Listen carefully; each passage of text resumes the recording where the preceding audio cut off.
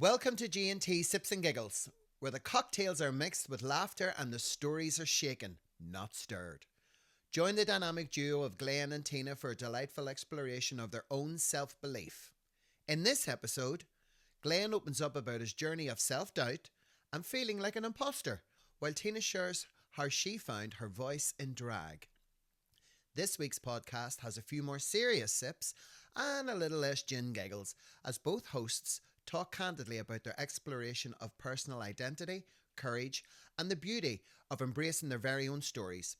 So, grab a drink, settle in, and get ready to look behind the curtain as Glenn and Tina embark on a journey of self-discovery on G&T Sips and Giggles.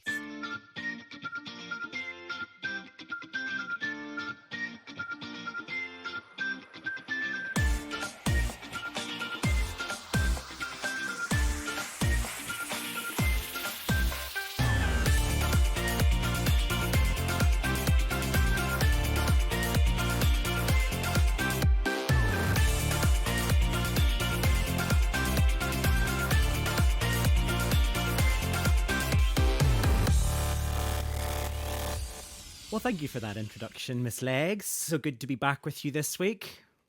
You're more than welcome, Glenn, my darling. How have you been? I have been actually really, really good. You know, do you ever you wake up on a day and you think, right, I have a lot of things I need to get sorted out, and today is that day. Phone calls, emails, visits. Well, today I was chief cook, bottle washer upper, and I did the done. You had a job? No. Listen, watch it, Buster. I literally just thought, right, this, that, and the other needs done, and I done it all.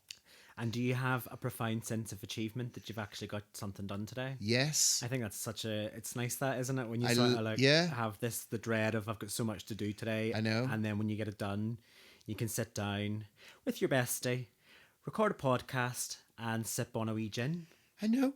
And the other thing is that sense of achievement, but I strive for that. Mm-hmm. I strive to go, right, box, tick, box, tick, box. And it's almost when you're having like a really productive day, and there's always that one issue, that person you can't get through to, who doesn't answer the text, who doesn't answer the phone. Do you know what I mean? And you're like, you better ring or text or answer me back. Were you messaging somebody from Gen Z? Yeah. Sorry, Gen Z. Only joking. Yeah, we're only joking. So the theme of today's podcast is Glenn's missing self-belief. The whole idea of this episode was when we were actually sitting down to plan out what we were going to talk about on the podcast, I did actually say to you, I genuinely feel like I have nothing to say. Like, I feel that people will be tuning in primarily to hear what you have to say rather than me. And of course, that came around where you were like, how very dare you? Mm-hmm. I have to say that when you said that to me, I was completely blown away. I was astounded by that. And I thought, if this was a podcast just about Tina Leg's tantrum, it would be boring. It really would. I'll tell you what I find so interesting about us too, because of your involvement in our community. But it's like, and my involvement in the community, you know, is exactly almost the same, but it's so different. Yeah. You know, I'm a good 15, 16 years older than you. And the things that I learn from you blow me away. When you said that to me, Yeah. what could you bring to the table? I don't really think. I was looking at you and thinking, here's one of my best friends who absolutely stifles me, blows me away, has my jaw hitting the floor, can pick up a laptop, an iPad, and go, right, okay, I know what's wrong with this right now. So if you give me about 3 minutes and 27 seconds and order me 2 double pink gins and a couple of shots, I'll be with you. Okay, here we go. And those are the kind of things that I learned from you, but I never expected to hear you say it. And I actually think this is one of the most important topics. And first and foremost, can I say 2 things? Number one, I'm so proud of you for saying that to me, for trusting me. And number 2, so many people are going to be listening to this right now going, I've been in someone's company and they're so confident and they're my best friend, but I would never be able to turn to them and say to them, I don't really know if I'm as interested, or I'm a bit self-dirty about myself. So that bravery all the way. I applaud you. I mean, I would jump on you right now, but we've got a podcast to do just to show you how much I love you. But it's funny because I think there's something that you said there, like that you can have confidence, but it's in different things, right? So I can talk quite confidently about the things that I know things about. So I'm quite confident in talking about technology and things that I'm well researched in. I don't know whether our listeners will know this, but I DJ sometimes, or I press buttons sometimes, and I find the most challenging thing about that is actually talking on the mic. I just find this, like, talking on stage is hard. Now, I would never be on stage, thankfully. I'm always in a DJ booth, but you've got 100 eyes, pairs of eyes staring back at you, and I really struggle to actually get the words out. And I don't know whether it's just because my mind is already trying to think of the next thing to say, or I just freeze. It's kind of weird, or just crap comes out. Where you see, here's where our two beauties are, that where our playgrounds are this. We would be in the same show, and I would look at you with your laptop, with your iPads, with your iPhone, with your iWatch. Glenn 10 arms. Glenn Octopussy. Glenn Octopussy Marshall. And you have to introduce us, and you do the running order. Whereas if you had to step on stage, I get where you're coming from. It would totally bamboozle you. Yeah. Whereas if you say to me there's 300 people out there, I am like, oh my God, give me the microphone, give me the microphone, give me the microphone. I can't wait. Yeah. So when you look at an iPad or an iPhone and you go, right, thank you, I'll fix this in 2 seconds flat. Yeah. I walk into a room full of dockers and boxers and heavy metalers with a microphone in my hand and go, well, that's what's happening. But you see, that's you're so talented that way. But I think it's funny, like, I have in my work life, my social work life, and what I mean by that is when I'm DJing, because I do have a 9 to 5 job. I don't know. I often, people will tell me, particularly in the social aspect, whenever we're at a gig or something like that, and somebody will come up to me and go, "Thank you so much. We had the best time. Loved your tunes." There literally is a part of me that's standing there scratching my head, going, "What is it that they're seeing that I'm missing?" Like, I don't know. There's the term that I tend to use, and it's a common term that people will have heard of. I feel almost like a sense of imposter syndrome. I find it bizarre that people are sort of going to me like, such a great time. And I just sort of go, I don't really feel like I've done very much. Like, do you ever get those sort of moments? And I do jest when I say, like, when I'm joking about us being mere mortals. But do you ever have like situations where you're in, because you're extremely confident, and as you've already alluded to, you're quite happy to, whip out a mic and talk and whatever it is. But do you ever find you're sort of like, people are going, "You're just amazing"? And I know that you sometimes will jest and go, I know.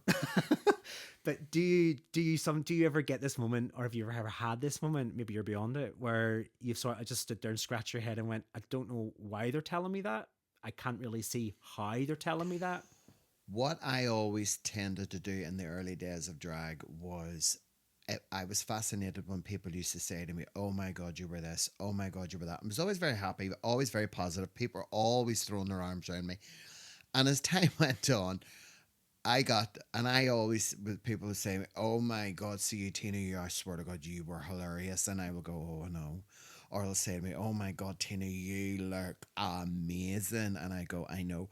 But I always follow it up with a big cheesy laugh, because they know I'm acting the maggot, and I'll say to them, "Oh, I know. What is joking? Tell me more. Keep talking. I embrace that now because it keeps that comedy alive, because people will know that that's my level of sarcasm. I don't want to be a person who stands there and goes, "Oh, thank you so much." I don't take that aspect of it too seriously. I'm there to work. Yeah. And I work hard and I embrace every audience exactly the same, you know. And you've set all this up. This is amazing because I would walk in here and I wouldn't even know what to plug in or switch on. And this to me is intimidating. But that's funny. Isn't that really Yeah. bizarre? Because my feelings of inadequacy are the things that you're like, they're your strengths. Yeah. Whereas, as you've rightly pointed out at the top of the episode, like I get technology, and for me, it comes second nature. And I think part of that is because of my 9 to 5 job. Absolutely. You know, where I sort of immerse myself in that kind of stuff. It's totally bizarre. On the idea of feeling inadequate, has there ever been a moment where you, the Tina Legs Tantrum, have ever lacked the confidence to do something? Like, have you ever sort of got to a show and went, I don't really know if I can do this? Yes. Oh God, and I've been to a couple of places and I've thought, what am I doing here? Why am I here? And I have been nervous, intimidated, crazy, like letting the nerves take over, but never once walked away and thought, no, I don't want to do this. You know, I've went in and I've done my best, and 99.9 times out of 10 people are so happy, and you know, they're clapping and they're cheering and all this. But yeah, I have felt that fear. I still get nervous even now before any show. I still get that. And that's what keeps me going. So I do feel a little sense, I wouldn't say of intimidation, but it's those kind of right here go, oh my God, the adrenaline, the nerves. And, you know, and I now at a stage in my life where, you know, I'm working with the younger ones, all the baby queens, when we're doing the big cabaret shows, and I put it all in a wee ball inside my belly, and then I keep it there. And I am nervous. You would never think it. But you wouldn't. No. And like I mean, when I come backstage, you're super confident. You're getting ready. You're all having the banter, and you know, and you go out onto stage and you just nail it. Like you would never like. And I'm sure as somebody somebody that sits in the audience, like I would never suspect that from you guys. So that's really interesting. Really interesting. For me, like I definitely have my moments. And I've learned to laugh at them now, which I never used to. Like, you know, if I make a balls up, for example, whenever I press the wrong track, and believe me, that I don't know how many times has that happened. When was the last time that happened at Christmas? Do you remember? Yeah, I do actually. But that's the other beauty of cabaret, of entertainment in the hospitality sector. You know, those bumps, I call them wee bumps, turn into beautiful memories. Because there are times, not too often, when I go out on stage and I just feel, I can feel tired, I have other things going on, but there's some kind of sort of weird button inside me that the microphone goes into my hand and boom, off I go. Verbal.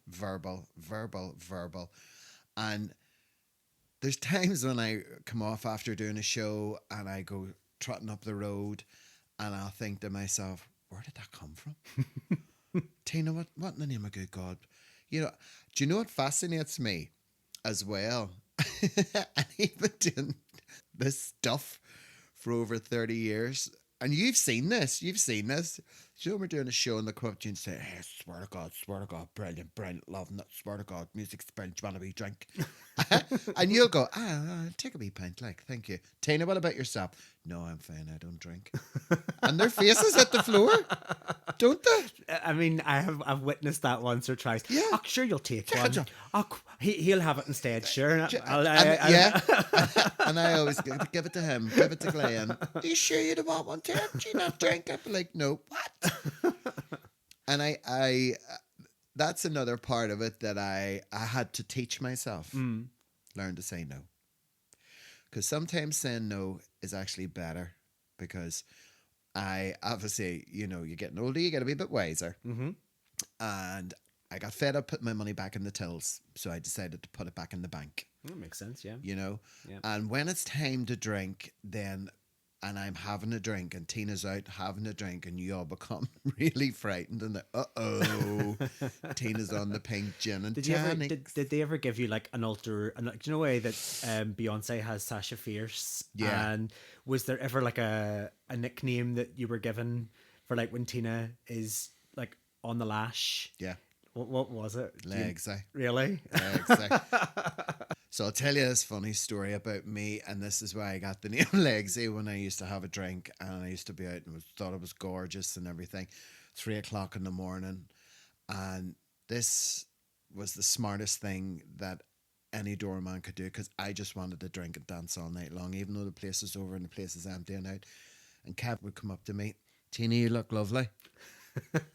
And in my drunken state, I would go, what? Come on, I walk you out, love. And I'd go, all right, okay, thank you. And I'd be blinking on. Do you think he was trying to flirt with you? Not necessarily, but it's better than saying to me, get out. Oh, because confrontation. Yeah, I guess so that. I wouldn't go to him, excuse me, I work. Do you know what I mean? Yes. And it was like, oh, thank you. And the reason why the legs he came from, because them big heels, like, well, take your wee shoes off, love, I'll help you out the door. Oh, all right then. Do you know what I mean? I had this handbag in one and two big clacky 8-inch stiletto heels in the other. Yeah. Big legs, eh? And you know, I was a bit wobbly. And yeah. So that's why, and I don't do it no more. Don't bother. Haven't done it for quite some time. I do like a wee tipple now, don't get me wrong, but when the time is right. The time is right, my dear. So, ladies and gentlemen, that's the end of our first wee segment here on our Sips and Giggles. We're going to take a short break, but please join us very, very shortly. We'll be back soon. Thank you for listening. Love ya.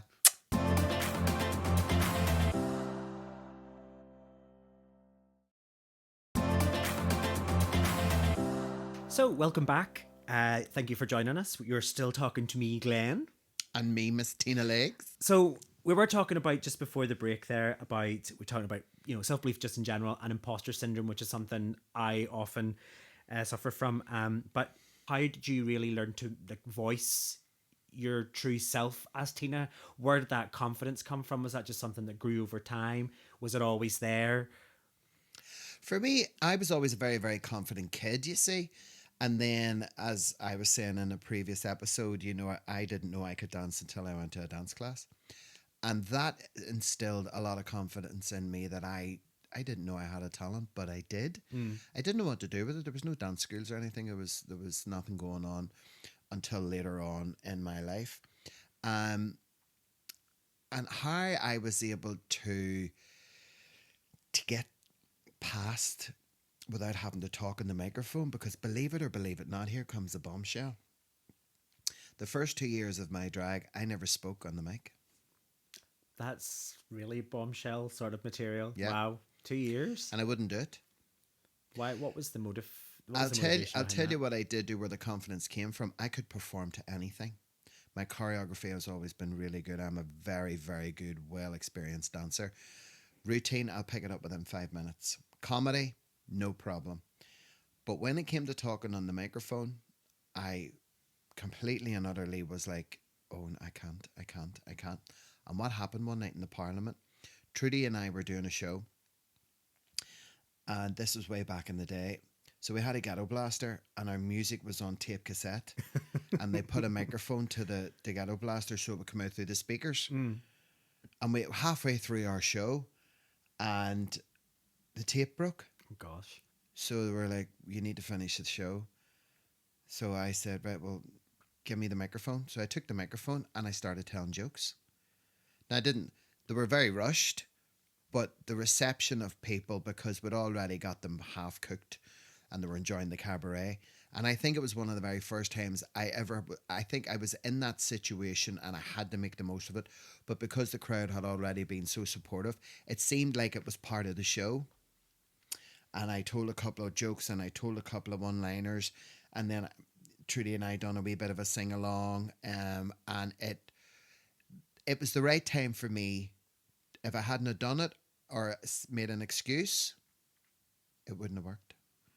That's interesting. Well, we talked quite a lot outside of the podcast about drag today and this sort of idea of Drag Race, which has, and we'll probably will spend a lot of time talking about Drag Race, but like you will. But I know, but the idea of Drag Race has, in my opinion, and again, I'm not a drag queen, but I have seen what it was like pre-Drag Race to watch drag queens versus what it's like after Drag Race, now that we living in this Drag Race bubble. And I guess the one thing that's missing for me is that, and I've noticed a lot, that in my opinion drag has sort of been reduced to a lip sync. There's no talking on a microphone just as much. There's no that sort of comedy element. And that's not to say that drag queens aren't doing it. I just don't see that much. So it's an interesting take, isn't it? It's like if you're sort of thrust into that sort of scenario. For me, it was a magical moment, and I didn't know that it was, because what it did for me, it taught me that there's another thing you can do. Mm. And can I just say, you do it very well, by the way. Oh, thank you so much. You do it very well. Now, it was really bad in the beginning. It was horrendous.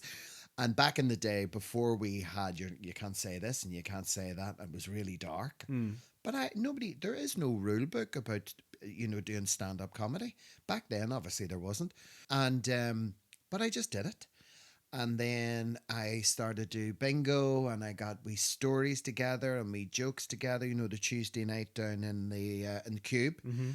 And then we done myself, Trudy and Portia, Gay Your Cards Right, which started downstairs in the Parliament. We had a bit of banter, we had a little bit of crack. It was just a bit, but it was a bit each, and from that we learnt, that there was, to me personally, as you touched on that whole aspect of the whole RuPaul scenario, and I'm not against it, I just don't watch it. Yeah. One of the favourite queens I've ever come across in my life, two, Bianca Del Rio mm-hmm. and Bob the Drag Queen. Mm-hmm. You know why? They talk. Mm. They really talk.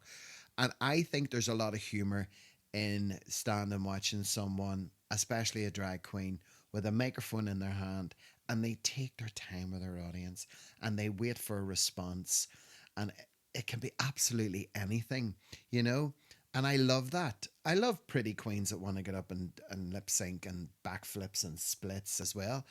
But for me, there was no joining of the dots and how to do your makeup and YouTube tutorials and all that. As I said before, nobody taught me. I started with, my icon was Lily Savage, God rest her. Mm. That was my icon. But was there any advice that was sort of given to you over the years that sort of resonated with you? No. Everybody, because I was the only really performing drag queen at that time, everything I did was okay. Yeah. And I was quite heavy set. I was quite happy as well. But at the same time, I just got on with it, and I made up my own routines and my own songs, and yeah. So let me ask you this, how do you cope with setbacks? How do I cope with setbacks? That's an interesting one. I most of the time don't do very well with setbacks, if I'm honest. I don't like to fail. Take setbacks quite personally, and I don't know why. I was given a piece of advice a long time ago about control the controllables, and as much as I tried to live by that advice, I still feel that the uncontrollables are my responsibility. And there's things that I don't know, I don't do very well with those sort of things, and it's Let me ask you this: is it that sense of failure you don't like? Yeah, I think that's exactly. I think like nobody wants to fail. Like nobody wants to fail, and I know that, and I don't set out to fail. Nobody sets out to fail. No. But yeah, I don't know. I feel just that I want to be good at everything that I set my mind to, and when that doesn't quite go to plan, I don't. Would you be hard on yourself? For sure, yeah. I tend to internalize quite a lot of that, but but I think the other thing which I should point out is that I'm getting better at realizing that as I've got older. Yeah, I would definitely agree with that. But what about you? How do you cope with? Do you feel you cope with setbacks and failures? Yeah, I don't care. I really don't give a toss.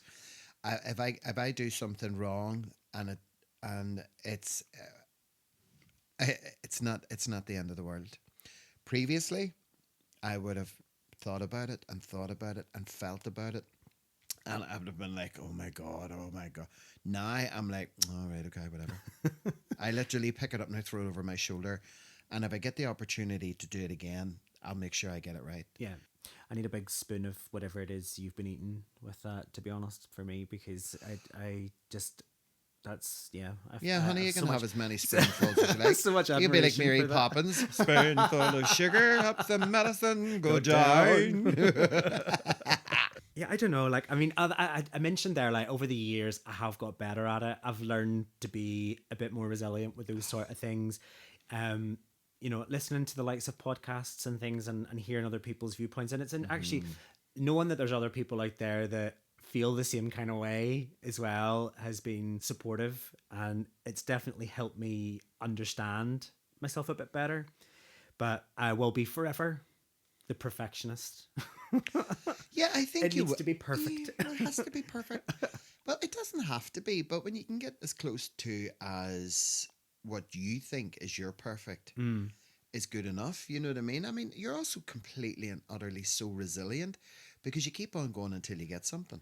Yeah, and you see that goes back to I never see that and I never think See, about that. I knew you were going to say that because you don't actually believe that. Yeah. You think that you're not as resilient as we know that you are. Yeah. Because there's times when there's so much stuff going on, and myself and the girls will be looking at you, and we'd go, "See that blow your mind away?" And they'd be like, "Tina, swear to Almighty God, that man's a genius." And I was like, "Well, try telling him that." That's back to my imposter syndrome. You can tell me all that, and And you don't believe it. in my head, I'm just sort of I don't really feel like I'm doing anything, extraordinary. I don't think and that goes back to me having this idea of of perfectionist, or like setting unrealistic expectations for myself, where like I'm going to set myself a goal so high that I'm almost setting myself up for fail. I know maybe there's some sadist part of me. I don't know that I don't know, but yeah. Well, if the wee sadist wants to come out to play, tell her, give him my address. This is what I've always said about you. Your best friend is your brain. Completely and utterly. I've never met anybody whose mind is like yours, whose brain ticks like yours. And it's infectious because you're always saying yes to everything. You always want to help. You're always very kind. You're always very, very open. And to strive for perfection is a wonderful, wonderful thing. And 9 times out of 10, you're fine with what you can do for you. And I think personally, it's the other 8-9% is for everybody else, and you're fixing things for them. Do you think that as time goes on, you'll probably be like, I need to just do this for me, so I can get perfection for me with the things that I have in front of me, the projects, the shows. Instead, do you understand what I mean? You've got so much going on sometimes. Yeah, I think you've definitely got a point there. And I think I need to take a leaf out of your book and say no more often. I often feel that someone's asked me for help, I would find it hard to say no. Do you know what I mean? Yeah. But I definitely feel that I need to, I agree with your viewpoint that yes, I think I need to take some time. I need to take a step back sometimes and just do stuff for me. I've always said there's on my fridge at home after the whole lockdown thing, and as you know, and I went through a bit of different stuff, and we'll talk about that in other podcast episodes. Before I went back to work, I wrote on, and it's still on my fridge door, don't be afraid to say no. You don't have to say yes to everything. And it's on my fridge door. Mm-hmm. And I see that every morning. Mm-hmm. I see that every afternoon. And I see that every evening. Mm-hmm. And sometimes I don't see it when it's there. But when I'm starting to feel a wee bit wobbly about lots of different things, and I go, hold on a minute, wait a minute. And I go back to my fridge and I go, there it is. Don't be afraid to say no. You don't have to say yes to everything. And then I'll go back to whatever this proposal is or whatever this, and I'll just go, look, no. And to be honest, I'm proud of you for that, because I think we had a very long conversation Oh, we about did. the power of saying no, No. especially you, because you were taking on so many roles and so many different gigs Yeah. and what have you. But I have to say, this has been a really interesting chat for me. So thank you. You're I welcome. really appreciate it. Appreciate Anytime, your time. honey. Okay, up next we've got Tina's tips. Yeah.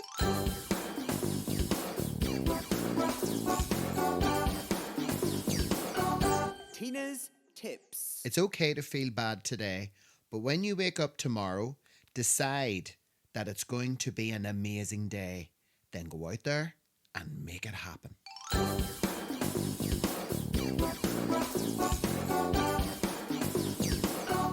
Tina's tips. My iconic tonic. Welcome back, ladies and gentlemen, to the next segment of our podcast, Sips and Giggles, where this is our iconic tonic. Where we talk about iconic things of the week. Yes, I am super excited to hear who you have lined up for your iconic tonic this week, Miss Legs Tantrum. Dun, dun, dun, dun, dun, dun. The one and only Miss Dolly Parton. Ah, Miss Dolly. Yes. Wow. Okay. That was the name of my first Jeep. It was. I Dolly, remember that. I little remember Dolly. that too. Yes. Do you know that Dolly Parton is one of the most biggest and supporters of the LGBTQIA community and been very vocal about it? I did know that actually. I knew that she had done quite a lot for the community. Absolutely. From day one. From day one. And do you know that she based herself on, I remember the story she told. She was on an American chat show. And when you look back at the sort of misogyny that she suffered because of the way she looked and some of the interviews, and I remember her being interviewed by this lady, and the lady was looking at her big wig and looking at her big boobs and looking at her big hair and basically telling her that she looked very, very cheap. And Dolly came back with this story. When she was a little girl and they all lived up in the Tennessee mountains and Mama took them all down into the town, and there was this lady of the night who hung around and had a reputation, and she wore a very short skirt and she had big massive blonde hair and big dark eyelashes, big red ruby lips and big red long nails. And Dolly Parton took one look at that lady and said, "She is gorgeous. I want to be her when I grow up." And when she said that back to the lady in that interview, I was mesmerized. I really, really was. I mean, she's just so. I mean, even every time when Dolly's being interviewed, she just makes you stop and sit down. You want to listen to her. I mean, she's been such an advocate for equality across the entire spectrum. You know, and do you know what I love about her? She's very smart. Mm-hmm. She stays way out of politics. Mm-hmm. She does. She takes nothing to do with it because she knows all of those idiots and what they're up to. Do you know? And some of her achievements. I mean, she's in her 70s now. I know. And her philanthropic efforts as well. Like, she's big into charity and stuff as well, isn't she? Like, she's donated. I think I read somewhere that she donated like books and things to school, and she donated to like a whole bunch of like queer causes, and like she's pretty iconic. I mean, her over the top, flamboyant, unapologetically gorgeous, like, but it's a real name. You see, you couldn't really call it a character, because it is Dolly Parton. I get that. And every time I've never seen a bad Dolly. Yeah. I've never seen a photograph of saying this is what Dolly looks like when she wakes up at 7 o'clock in the morning. You know what I mean? It's just always just looks so immaculate, and Dollywood, Dollywood, and. Do you know, it's actually somewhere I'd like to visit. Me too. Just for fun fact, it's a theme park. So it is, and everything. And it has some of the best roller coasters in America there. It really does. And another thing that she does is all the local colleges and universities for the children who come from homes with financial difficulties. Let's just say, she pays for their books. Yeah. She's a remarkable woman. Absolutely. So she is. That is my iconic tonic. Fabulous choice. Thank you, darling. Fabulous choice. And what about yourself, Glenn? Well, this week I'm going to throw a bit of a curveball. Ooh. I have went for the talented comedian, Catherine Ryan. So she's the Canadian comedian who is often gracing our TV screens. She is a gay ally icon, in my opinion, of course. Not only has she done so many stand-ups, specials on Netflix and all those, she's done numerous TV appearances, she's won comedy awards, she's done so many acting roles, she's got books out, she's got podcasts, the list is endless. And of course she's done charity work and all that good stuff as well. But like from an LGBTQIA standpoint, like she's a proper ally as well. She meets regularly to discuss LGBTQIA themes for comedy material, making sure that it's inclusive and that they're not just bashing the queers because that's the easy trope to go for. She stands and publicly speaks out against people who are just being a bit unpleasant about LGBTQIA issues. Dicks. Yeah, well, you said it. But even the representation in media, she's, again, like not only just in her comedy, but just anytime she's like on a chat show, or if she's on a show and there's some sort of weirdness around LGBTQIA, she'll make a point of calling it out. You know, she won't stand by and let that joke just fly. She will make a point of standing up. I don't know. She comes across as really authentic to me as well. You know, like she's a funny gal, but she's not just, as we say, pinkwashing, you know, just getting on the bandwagon because that's somebody that her PR person might have just sort of thrown out. But I don't know. Her continued advocacy as well is Did you awesome. hear about it? Did you know about her love story? I think I remember this, yeah. Her childhood sweetheart, Yeah. who she was in high school with, and they were supposed to go to the prom, and they kind of broke up.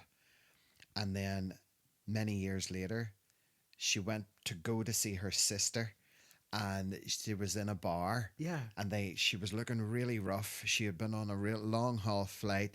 They were going for a few drinks, and she walked into this bar, and lo and behold, who was stood there? Her childhood sweetheart. Yeah. And he's gorgeous, like. Yeah. I mean, she's pretty hot as she well, to be is. fair. Oh, she's beautiful. She is lovely, and all super intelligent. Super. Isn't it funny that the most of the it's, I never understood this. You'll know what I mean by this, Glenn. You know the saying, it takes a very wise man to play the fool. Okay. I'm not sure I fully understand that saying. See, I never understood what that meant, right? But here's my take on it. That people like Catherine Ryan would know exactly how funny she is and can be funnier. So she would be clever with her level of comedic comedy. And she can afford to stand by the LGBTQIA community, you know, without fear of being cancelled. The same as Dolly Parton. You know, she'll wave the flag for us. She's all about equality. You know, and okay, I get what you mean. You understand by that. what I mean? Understand what you mean. She So can be a fool. She can be a very good fool. She can be a clown. She can be all of those things. Okay, that makes perfect sense now that you've explained it. Yeah, so she understands the complexity of the issues. She's somebody that will quite happily make people laugh, but will be equally as serious when needed, and not just rely on the cheap joke or the cheap gag. I totally get it. That's such a great phrase, actually. Yeah. So anyway, that was my iconic tonic. Yay! Sip and share. Okay, so some of our listeners have written in. Thank you so much for those people that have took the time to send us a WhatsApp. Some people have sent us emails. Some people have hit us up on Instagram. Thank you so much for doing that. Yeah, thanks, folks. Really appreciate it. And of course, if you want to write a question or get in touch, you'll find all of the information in the description of this episode. So, Legsy, this is actually a question for you. Oh. This one comes from Ashley Scott PT. Oh, no. Ashley Scott PT hit us up on WhatsApp, and he asked, what is the big girl's take on the journey down the years with food and gym? And as a follow-up question, he's asked, will the sausage roll sandwiches ever return?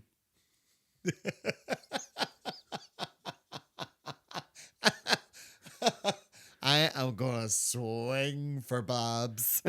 I have a pet name for Mr. Scott, and I always refer to him, hiya Bobs.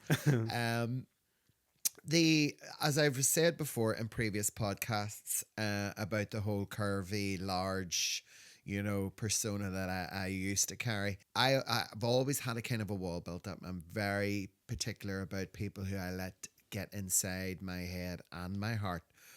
And Ashley would be one of those people who I knew he knew me before I knew him. And that's very rare. It's a very rare quality.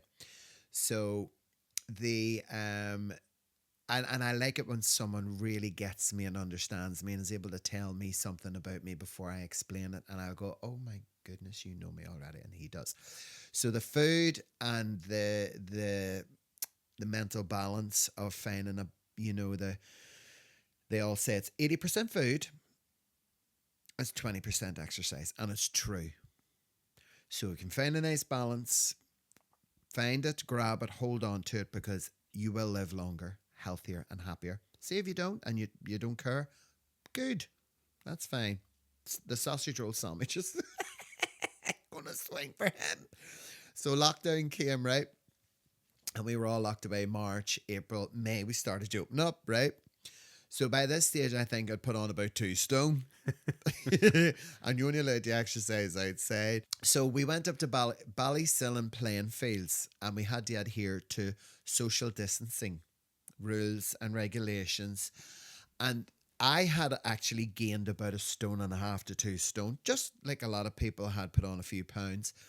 So I thought, right, okay, it's okay, brilliant. We're all going back. So I was late this one sunny Sunday morning, and I turned up and everybody was there, and I was wearing this big massive Blues t-shirt. But I didn't know there had been a big stain of brown sauce right in the middle of my t-shirt. And when I arrived, and Ashley was, where were you? And I went, I was in the house and I didn't realise. And he went, what were you doing? And I said, I was having breakfast. And he went to me, and he looked at my t-shirt and went, what on earth were you eating for your breakfast? And I looked at him and I went, actually, in the Co-op you can get those bags of 6 mini sausage rolls. And I bought a plain loaf, and I took the 2 heels and I put the 6 mini sausage rolls in between the 2 heels, half a bottle of brown sauce, half a pound of golden cow butter, and I mangled it, and it dripped right down the front of my t-shirt. And because I realised, oh my word, I need to be up in the Ballysillan playing fields, and everybody just looked at me and went, are you being serious? And I was like, yeah, it was lovely.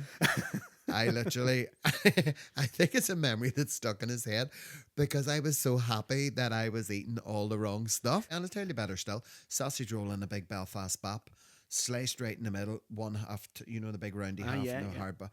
2 hot sausage rolls in the middle. I used to get the best big Belfast baps in Mackerlane's Bakery on the Springfield Road, and the sausage rolls were like hot water bottles, one seen the size in. Swear not, but I wonder I ended up half a size as I did. And we used to whack it in half, and half a pound of, well, we didn't get golden cow, we had a margarine called Corona, but it tasted so much like butter, and it was cheap. So, and we used to like a big whack at it and 2 sausage rolls in the middle of that, and it was this massive luxury, gorgeous, really bad for your health snack. And it took me back. And when I was going up that day, I thought, it's like being back at school.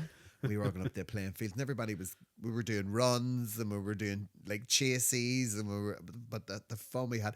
But when he said to me that day, and what were you eating? And I said, 6 wee mini sausage rolls, 2 heels of a plain loaf, half a pound of butter. And he just looked at me with a mixture of disgust, delight, and shock. I'm sure. As your PT. Yeah. And he was like, and I walked away that day. And then when we started coming back to normality and things, and I still continued, it was wrong, I continued to eat very naughtily. And then when I got to August, I was like, I'm not in a very good place in my body. So we're going to cover your weight loss journey at a different stage in another episode, another podcast. But I think we'll definitely touch on Ashley a bit more in coming episodes. But if ever you're feeling down, or you're really annoyed, or you're just off, Go and get we six mini sausage rolls. Get a plain loaf, nutty crust if you can, and get the two heels from the top and the bottom, and just fill your face. But don't tell your PT. Thank you so much, Ashley, for your questions. Cheers, Babs. And that is the end of another episode of G&T Pod. Don't forget, we'll be back in a fortnight with more tales from me, Glenn. And me, Miss Tina Legs. Thank you. Thank you, bye. Don't forget to follow us on Instagram at G&T Pod. Also, thank you to those people that took the time to write in a question. If you would like to write in a question or send us a voice note, you'll find the details in the description of this episode. And of course, if we haven't already asked enough of you, please subscribe and leave a review, but be kind. Much love, G&T.